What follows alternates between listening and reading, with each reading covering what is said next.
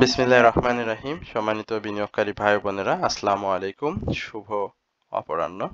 আজ 30শে মে, রোজ শুক্রবার, পবিত্র জুমার দিন।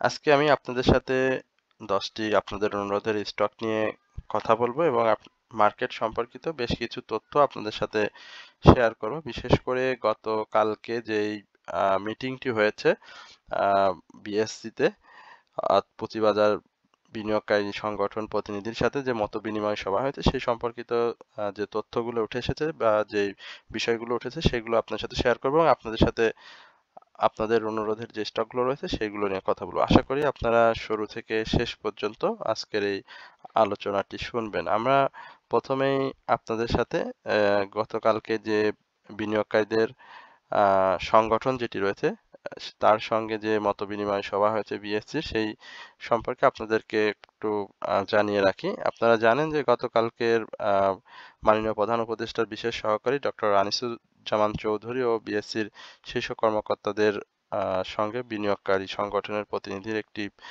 মতবিনিময় সভা অনুষ্ঠিত হয় এবং বিনিয়োগকারী যে সংগঠনটি রয়েছে, প্রতিনিধি সংগঠন, সেই সংগঠনের প্রতিনিধিবৃন্দ সবাই বিনিয়োগকারীদের পক্ষ হতে বিভিন্ন প্রস্তাবনা তুলে ধরেন। এই সময় আসলে দেশের পুঁজিবাজার উন্নয়নের পথে বিদ্যমান যে প্রতিবন্ধকতা এবং করণীয় সম্বন্ধে বেশ কিছু প্রস্তাব উঠে আসে এবং মতবিনিময় সভায় অন্যান্যর মধ্যে পুঁজিবাজারের যে তারল্য সংকট নিরসন এবং নতুন ফান্ড কিভাবে বাজারে আনা যায় সে ব্যাপারে এবং সরকার পুঁজিবাজারকে কিভাবে সহায়ক ভূমিকা গ্রহণ করবে এবং অন্যান্য সরকারি সংস্থা কিভাবে বাংলাদেশের আমাদের যে পুঁজিবাজার রয়েছে সেই পুঁজিবাজারে ইনভলভ হয় সে ব্যাপারে মূলত কথা হয়েছে। সেক্ষেত্রে মাননীয় প্রধান উপদেষ্টার বিশেষ সহকারী যিনি রয়েছেন ডক্টর আনিসুজ্জামান চৌধুরী এবং বিএসসি চেয়ারম্যান কমিশনার বিন্দু এবং বিনিয়োগকারী সংগঠনগুলোর প্রতিনিধি বিভিন্ন মতামত এবং প্রশ্নের জবাব দেন। মাননীয় প্রধান উপদেষ্টার বিশেষ সহকারী তিনি আহ, আহ, আসলে বলেন যে সরকার পুঁজিবাজার এবং বিনিয়োগকারীদের প্রতি অত্যন্ত আন্তরিক। বিনিয়োগকারীদের মতামত সমূহ নিয়েই সরকার মূলত পুঁজিবাজারে কাজ করতে চায়, কাজ করবে এবং পুঁজিবাজার উন্নয়নের জন্য সংশ্লিষ্ট সকল সরকারি সংস্থা ও প্রতিষ্ঠানের আহ, সাথে সমন্বয় সাধন করে সমন্বিত উদ্যোগ গ্রহণ করা হবে এবং বাজেট সম্পর্কেও কিছু কথা হয় এবং আগামী বাজেটে পুঁজিবাজারের জন্য ইতিবাচক এমন পদক্ষেপ কিছু গ্রহণ করা হবে যেটি বাজারকে একটি দীর্ঘমেয়াদী আহ, উন্নয়ন এবং দীর্ঘমেয়াদী আহ, আহ, উন্নতির দিকে নিয়ে যায়, যাতে করে মার্কেট যে আমরা বিভিন্ন সময়ে যে কি বলে আপনার যে পতন, এই যে 2010 বলি, আবার আমাদের যে এবারের পতনটাও যদি তুলনা করে বিশাল একটা পতন হয়েছে, সেই প্রতিবন্ধকতা শীর্ষক একটি আহ, ফোরাম গঠনের অনুরোধ করা হয়েছে, যাতে করে আগামীতে বিনিয়োগকারীদের সাথে সরকার এবং বিএসসির সংযোগের যে সুযোগ বৃদ্ধি পায় এবং সংযোগ যাতে আরো কার্যকারী হয়। সর্বোপরি যেটি বলা হয়েছে যে টেকসই উন্নয়ন নিশ্চিত করতে বিএসসি যা যা করা দরকার এই সেটি করবে এবং এটি করার জন্য সাধারণ বিনিয়োগকারী এবং পুঁজিবাজার সংশ্লিষ্ট যে সমস্ত প্রতিষ্ঠান রয়েছে, সংগঠন রয়েছে, ব্রোকারেজ হাউসগুলো রয়েছে, সবার সঙ্গে একত্রে কাজ করবে এবং তারা এটা নিশ্চিত করেছেন যে আগামী যে সময়টা আসছে সেই সময়টা একটি পরিবেশ বান্ধব বাজার আমরা সাধারণ বিনিয়োগকারীদেরকে দিতে পারবো এবং এইখানে সকল শ্রেণী পেশার মানুষ বিনিয়োগে আগ্রহী হয়ে উঠবে এবং যাতে করে প্রচুর পরিমাণে মানুষ বাজার দিকে আকৃষ্ট হয় সে সমস্ত বিষয়গুলো এবং সেই সমস্ত দিকগুলো সামনে সময়ে উপস্থাপন করা হবে। তো এই হচ্ছে মূলত কালকের যে মিটিং ছিল সেই মিটিংয়ে সংগঠন বিনিয়োগকারী সংগঠনের প্রতিনিধির সাথে বিনিয়োগকারী আমাদের যে বিএসসি রয়েছে তাদের মূলত আলোচনা হয়েছে। তো গতকালকের আমি একটি ভিডিও দিয়েছিলাম, সেই ভিডিওতে আসলে আমি দেখেছি শুধু রেকর্ডিংটা গিয়েছে, ভিডিওটা যায়নি, যার কারণে আমি শুরুতেই দুঃখ প্রকাশ করছি। আজকে আমি আপনাদের সাথে 10টি শেয়ার নিয়ে কথা বলবো এবং আশা করি আপনারা শুরু থেকে শেষ পর্যন্ত আলোচনাটি শুনবেন। আর আগামীকালকে মার্কেট বন্ধ থাকবে। এই বন্ধর দিনে আপনাদের যদি কোনো অনুরোধের স্টক থাকে সেটি অবশ্যই আপনাদের সাথে আমি শেয়ার করব। তো আপনাদের যদি অনুরোধের স্টক থাকে সেটি অবশ্যই আপনারা কমেন্ট সেকশনে অবশ্যই লিখে আমাকে জানাবেন। আচ্ছা, আমরা প্রথমে মেঘনা পেট্রোলিয়াম এই স্টকটি নিয়ে আপনাদের সাথে কথা বলছি। মেঘনা পেট্রোলিয়ামের থার্ড কোয়ার্টার ইপিএসটা কিন্তু ভালো এসেছে, ক্যাশ ডিভিডেন্ড হিস্ট্রি ভালো। একটি বাজারের কি বলবো যে ফান্ডামেন্টাল স্টক অন্যতম একটি স্টক হচ্ছে এই মেঘনা petroleum limited. Fuel and power সেক্টরে খুবই ভালো স্টক, খুব ভালো ক্যাশ ডিভিডেন্ড প্রদান করে থাকে। এবছরও 170% ক্যাশ ডিভিডেন্ড দিয়েছে। পাবলিক হোল্ডিংও অনেক ভালো। স্টকটির ইয়ারলি লো ছিল 139 টাকা। সেখান থেকে বর্তমান সময়ে একটা সাইডওয়েজ মুভমেন্ট দিয়ে স্টকটি যাচ্ছে। গতদিনে আমরা দেখেছি মাত্র 10 পয়সা প্রাইস অ্যাকশন করেছে, বাট এই প্রাইস অ্যাকশনটা গতদিনের মার্কেটটাকে পজিটিভ ভাবে ধরে রাখার জন্য কিন্তু অনেক বড় ভূমিকা ছিল মেঘনা পেট্রোলিয়ামের। মেঘনা পেট্রোলিয়ামের পাবলিক হোল্ডিং খুবই কম, 85 লক্ষ শেয়ার রয়েছে স্টকটিতে। এখানে আমি স্বাভাবিকভাবে বলবো যে স্টকটির প্রাইস অ্যাকশনের বেশ সুযোগ রয়েছে এবং প্রাইস অ্যাকশনটা আশা করি 200 টাকার উপরে একটা ক্লোজ দিতে হবে এবং সেই ক্লোজটা যদি আমি বলি 202 টাকা 90 পয়সা থেকে 203 টাকা, এই জায়গাটাতে একটা স্টকটির ক্লোজ দিতে হবে এবং সেই ক্লোজটা দিতে পারলে স্টকটি তা 212 টাকা থেকে 215 টাকা এই জায়গায় একটা প্রাথমিক প্রাইস অ্যাকশন করবে এবং সেটি বিনিয়োগকারীদের প্রফিট টেকিং জোন হিসাবে গণনা করা হবে। তবে স্টকটির আপনারা জানেন যে মুভমেন্টে যখনই আসে তখন কিন্তু খুব স্লো স্লো প্রাইস অ্যাকশন করেই কিন্তু মুভমেন্টে আসে। আমরা যদি অতীত ইতিহাস এই মেঘনা পেট্রোলিয়ামের আপনাদেরকে দেখাই তাহলে কিন্তু আপনারা সেটাই দেখতে পাবেন। আপনারা এইখানটাতে দেখেন যে সে কিন্তু একটা দীর্ঘ র্যালি করেছিল নভেম্বরে, একটা র্যালি করেছিল এবং সেখানে তার প্রাইস অ্যাকশন ছিল 180 টাকা। তো সেখান থেকে স্টকটি কিন্তু 200 টাকা বা 205 টাকা এই জায়গায় গিয়েছিল। পরবর্তীতে কিন্তু আবার ডাউনে এসে আবারও কিন্তু আপ ট্রেন্ডে গিয়েছে। তো আমার কাছে যেটি এখন পর্যন্ত ম্যাগনা পেট্রোলিয়ামের কাছে যেটি এখন পর্যন্ত মনে হয়েছে স্টকটি 203 টাকার উপরে ক্লোজ দিতে পারলে আবারও কিন্তু 212 টাকায় যে স্টকটি গিয়ে সাধারণ বিনিয়োগকারীদের একটি প্রফিট টেকিং এর সুযোগ করে দেবে। যাদের কাছে রয়েছে আমি বলবো যে আপনারা স্টকটিতে হোল্ড করতে পারেন। স্টকটি মার্কেট পজিটিভ রুল প্লে করার সঙ্গে সঙ্গে কিন্তু স্টকটি প্রাইস অ্যাকশনে ফিরে যাবে এবং ভালো একটি মুভমেন্ট আমরা স্টকটিকে দেখতে পাবো। এরপরে ক্রাউন সিমেন্ট, আমরা ক্রাউন সিমেন্টের যদি দেখি, ক্রাউন সিমেন্টেও সাইডওয়েজ মুভমেন্ট নিয়ে আহ, একটি অবস্থানে রয়েছে। তবে এখানে স্টকটি সাপোর্ট জোন যেটি রয়েছে সেটি আপনারা জানেন যে 43 টাকা, যেটি সে গত কয়েকদিন 1 দিন আগেই ক্রিয়েট করেছে। এখন আমরা স্টকটিকে 47 টাকার উপরে একটা ক্লোজ দেখতে হবে। হ্যাঁ, ক্লোজ দেখতে পারলে আমরা আশা করি স্টকটি 47-এর আগে 45-50-এর একটি ক্লোজ প্রাথমিকভাবে করতে হবে। যদি সেটি করতে পারে তাহলে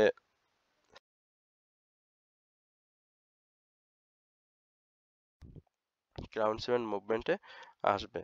ভলিউমটা গেইন করা খুবই জরুরি, ভলিউম একেবারেই নাই। স্টকটি যেহেতু পাবলিক হোল্ডিং বেশ শেয়ার রয়েছে, 4,40,00,000 শেয়ার রয়েছে, সেহেতু ভলিউমের বিকল্প নেই। বাট স্টকটি থার্ড কোয়ার্টার ইপিএস ভালো এসেছে, ক্যাশ ডিভিডেন্ড হিস্ট্রি খুবই ভালো ক্রাউন সিমেন্টের।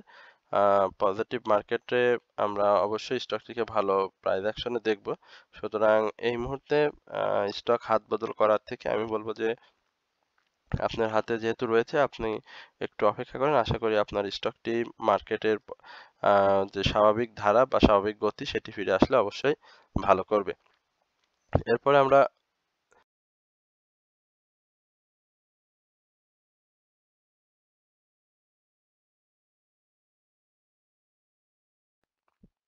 ওরিয়ন ফার্মা, ওরিয়ন ফার্মা এইখানে দেখেন ওরিয়ন ফার্মা কিন্তু বাই সিগন্যালে রয়েছে এবং সাপোর্ট সাপোর্টটাকেই ধরে রেখেছে। গতদিনে ওরিয়ন ফার্মার আমরা প্রাইস অ্যাকশন দেখিনি।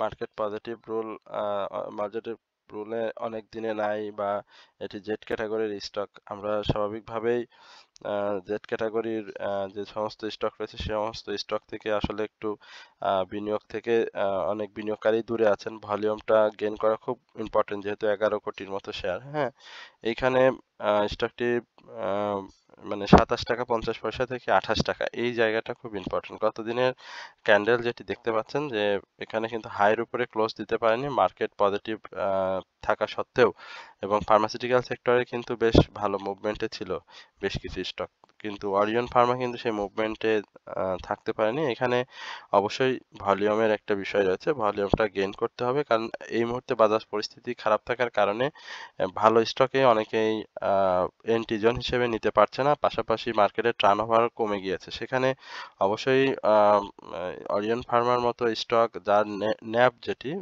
রয়েছে 81.42 এবং তার যে ডিভিডেন্ড হিস্ট্রি সবকিছুই কিন্তু ভালো ছিল পূর্বে। এই বছরের ডিভিডেন্ড হিস্ট্রিটা খারাপ আসার, ডিভিডেন্ড হিস্ট্রিটা ডিসবার্স না হওয়ার কারণেই জেড ক্যাটাগরিতে মূলত স্টকটি গিয়েছে। তো এইখানে আমি মনে করি যাদের রয়েছে তাদের অপেক্ষা তো অবশ্যই করতে হবে, অপেক্ষার বিকল্প নাই। ক্যাটাগরি চেঞ্জ হলে এটি আরো বেশি ভালো হতো, বাট যেহেতু এই ধরনের নিউজ এখনো আমরা পাইনি অরিয়ন ফার্মার ক্ষেত্রে, তবে অরিয়ন ফার্মা ক্যাটাগরি চেঞ্জ হলে কিন্তু অনেক ভালো করবে এটি নিঃসন্দেহে। এবং এখানে যাদের বিনিয়োগ রয়েছে তাদেরকে ধৈর্যের পরীক্ষা দিতে হবে। আর আহ, যদি কোয়ার্টারলি, যেহেতু থার্ড কোয়ার্টার ইপিএসটা খারাপ এসেছে, কোয়ার্টার যদি ভালো আসে, সামনের কোয়ার্টারগুলো যদি ভালো আসে, তাহলে অবশ্যই স্টকটি ভালো করবে।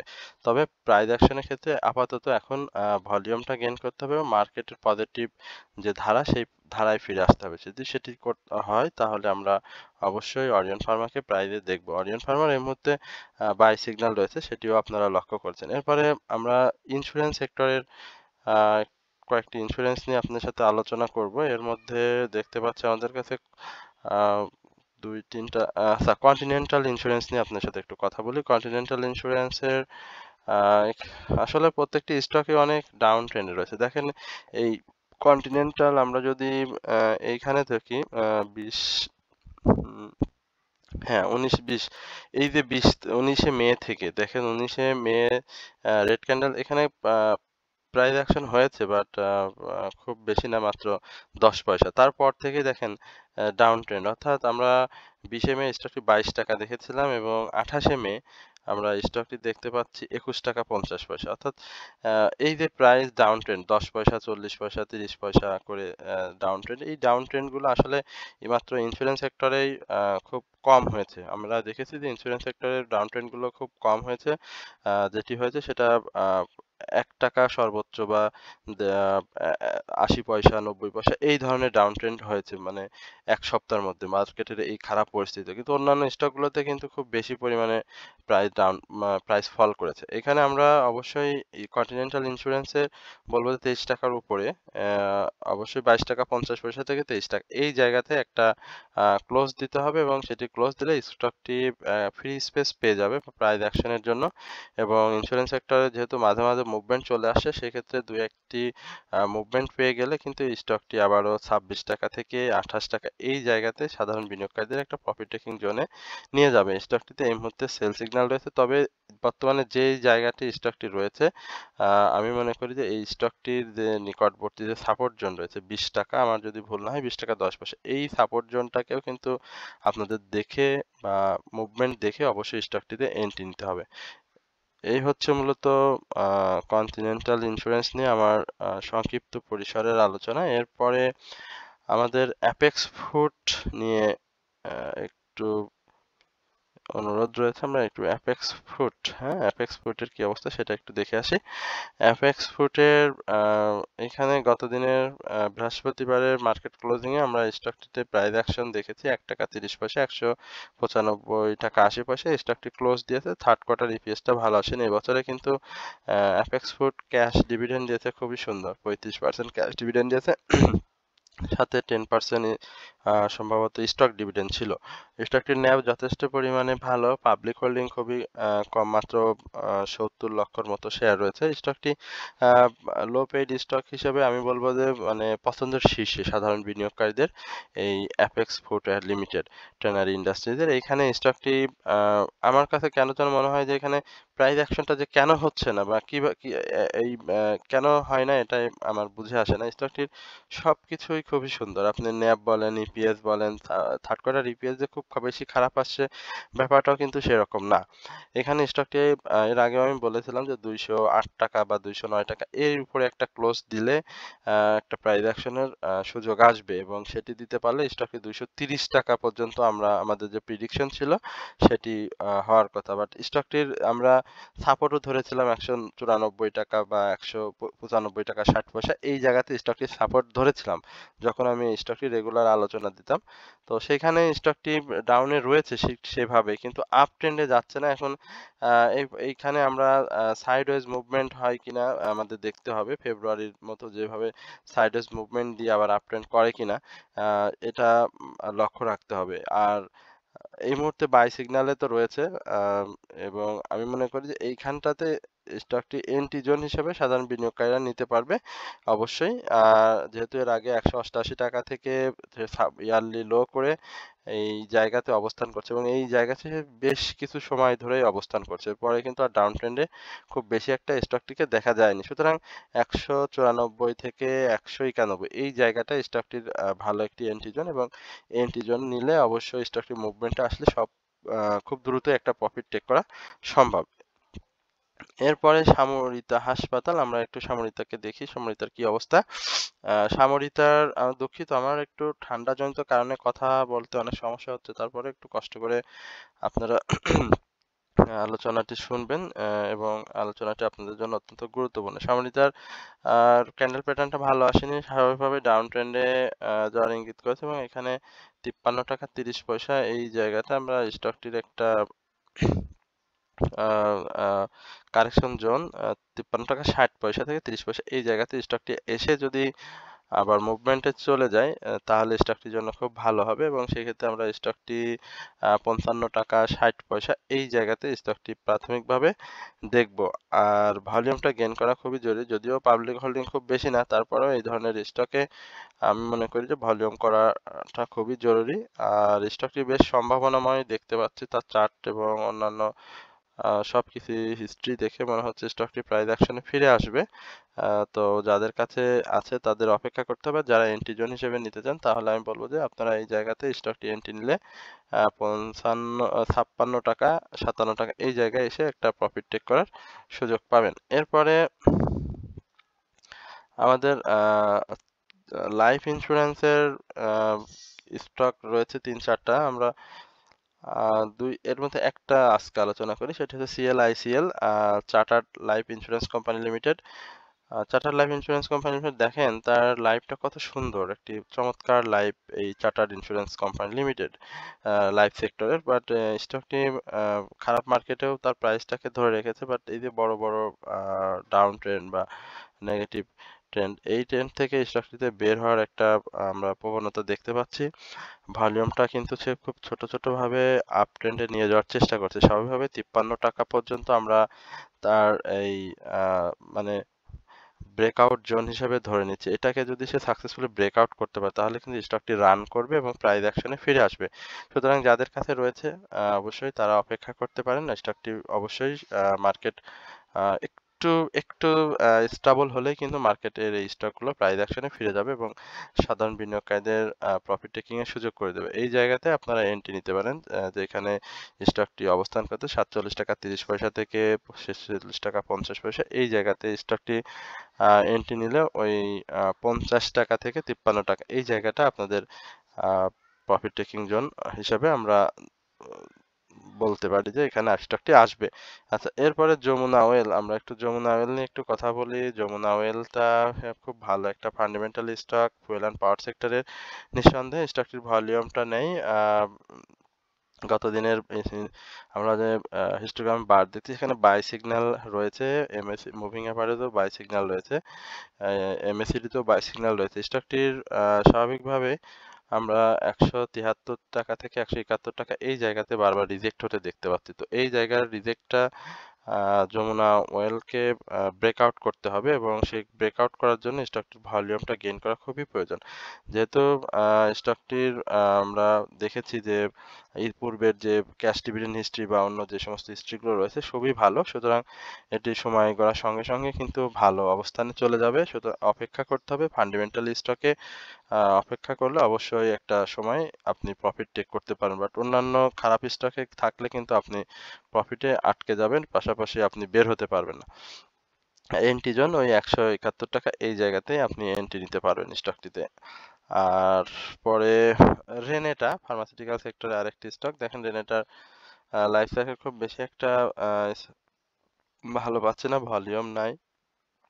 স্বাভাবিকভাবে 500 500 525 500 500 এই জায়গা 500 থেকে 525 এই জায়গাটা স্টকটির একটা গুরুত্বপূর্ণ জোন।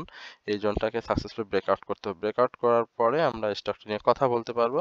আদার্স এই ধরনের স্টকে এন্ট্রি নিলে দীর্ঘমেয়াদী আটকে যাবেন। যদিও ফান্ডামেন্টাল শেয়ার সন্দেহ নেই, তবে বিজনেস করতে পারবেন না, টাকা বাই সেল করতে পারবেন না। তবে বিনিয়োগ করে রাখার জন্য আমি বলবো যে আপনি রেনেটাতে এন্ট্রি নিতে পারেন, সেক্ষেত্রে কোনো সমস্যা নেই। স্টকটি অন্যান্য দিক থেকে সবকিছু অন্যান্য 8-10টা স্টক থেকে হিউজ ডিফারেন্স রয়েছে এই রেনেটা। এরপরে আমরা ইবনে সিনা ফার্মাসিউটিক্যালস নিয়ে একটু কথা বলে আজকের আলোচনাটা শেষ করে দেব। ইবনে সিনার প্রাইস অ্যাকশন করেছে, ভালো অবস্থান ক্রিয়েট করেছে। এখানে দেখতে পাচ্ছি আমরা ইবনে সিনাকে। তবে এই ক্রিয়েটটা ধরে রাখতে হবে। এর আগেও সেই ধরনের ক্রিয়েট আরো 2-1 বার করে ধরে রাখতে পারেনি। গত দিনের 281 থেকে 283 উপরে হাই ক্লোজ দিয়ে মুভমেন্টে যাওয়ার জন্য চেষ্টা করছে, বাট 290 থেকে 95 এই যে জোনটা খুব ইম্পর্টেন্ট, না হলে এই জায়গাটা 5-7 টাকার একটা প্রফিট টেকিং জোন হবে। তো এই জায়গাতে যদি কেউ প্রফিট টেকিং জোনে এন্ট্রি করতে চান তাহলে এন্ট্রি করতে পারবেন, যেহেতু সেল সিগন্যাল রয়েছে স্টকটিতে। এমএসিডিতে অরেঞ্জ এবং ব্লু রেখা খুব পাশাপাশি অবস্থান। তো স্টকটির এই জায়গাটা অর্থাৎ 278 থেকে 283 এই জায়গাটা এন্ট্রি জোন আলহামদুলিল্লাহ। আর প্রফিট টেকিং জোন 283 থেকে 290 এই জায়গাটা মুভমেন্টে না আসলে প্রফিট টেকিং জোন হিসাবে থাকবে। আর 290 টু 95 এই জায়গাটা যদি সাকসেসফুলি ব্রেকআউট করতে পারে তাহলে কিন্তু স্টকটি রান করে যাবে। তো এই হচ্ছে মূলত আজকের অনুরোধের স্টক এবং মার্কেট নিয়ে একটু আপনাদের সাথে কথা বলা। আমার শারীরিকভাবে অসুস্থ থাকার কারণে গতদিনের ভিডিওটা কিভাবে কি হয়ে গেছে আমি পরে আর ঠিকও করতে পারিনি। আপনারা অনেকেই হোয়াটসঅ্যাপে নক করে বলেছেন ঠিক করে দেওয়ার জন্য। আসলে আমি শারীরিকভাবে এতটাই অসুস্থ ছিলাম, নিশ্চয়ই আমার কণ্ঠ শুনে আপনারা বুঝতে পারছেন। আজকের আলোচনাটাও হয়তো খুব বেশি আপনাদের কাছে অ্যাট্রাকটিভ মনে নাও হতে পারে। তারপরেও আমি বলবো যে আপনারা ধৈর্য সহকারে আলোচনাটি শুনে আপনাদের অনুরোধের স্টক থাকলে সেটি কমেন্টসে লিখে আমাকে জানাবেন। তো সকলে ভালো থাকবেন, সুস্থ থাকবেন এই প্রত্যাশায় আজকের আলোচনা এখানে শেষ করছি। আসসালামু আলাইকুম ওয়া রাহমাতুল্লাহি ওয়া বারাকাতুহু।